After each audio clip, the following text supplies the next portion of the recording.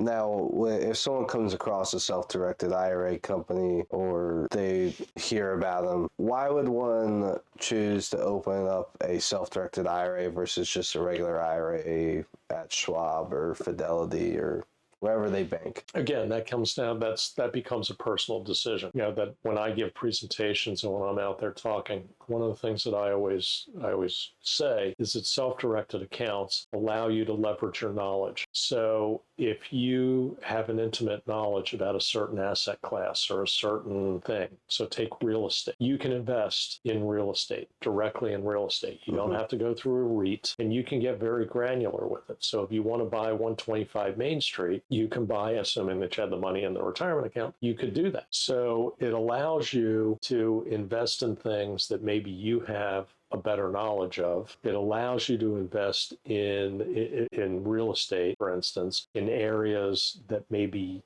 you understand better or you have a better feel for, types of property, those sorts of things. So most people in real estate have a niche. They might buy in certain areas. They might buy certain types of properties. So maybe they only like townhomes. Maybe they like single family homes with 3 bedrooms, 2 baths, whatever it is. Okay? But most real estate people have a niche or a sweet spot. Self-directed accounts allow you to meet that. So these investors will literally be able to take their retirement funds and put it into a real estate property of their choice. Yep. And then inside their account, instead of seeing like Apple stock or something, they'll see just an investment in 125 Main Street. Yeah.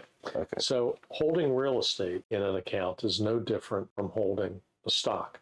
So when you look at your account statement, as you said, rather than seeing a portfolio of stocks, you're going to see a portfolio of other things. Maybe it's 125 Main Street and 218 South. Maybe it's an investment in an LLC.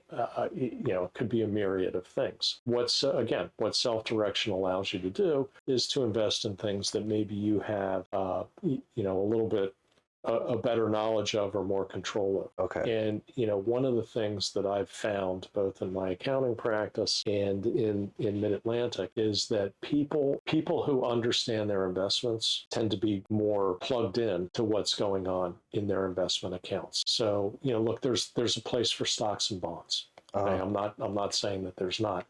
But there's very few of us that really have the acumen, and the understanding of how the stock market moves, why it moves, the individual stocks. And when I do presentations across the country, one of the questions that I'll ask is anybody in the room work for a Fortune 500 company? Usually a couple of hands go up. And then my next question is, what do you really know about what goes on in that company? And the answer is, well, a little bit, but if you're not in the C-suite, you don't know what's going on.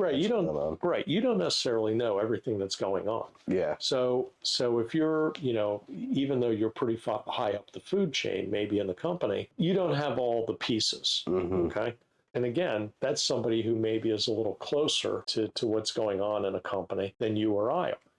I know how markets work. I've got a fairly extensive financial background, but I don't pretend to know, why why the market goes up, why it goes down. I mean, there's times that I think it should be going up and it's going down, and vice versa. But it's above my pay grade. So I invest in things that that I absolutely have a better knowledge of and I have a better handle on. And I think most people who understand their investments will be more activist and be better stewards of their funds than if they're investing in things that they don't really fully understand.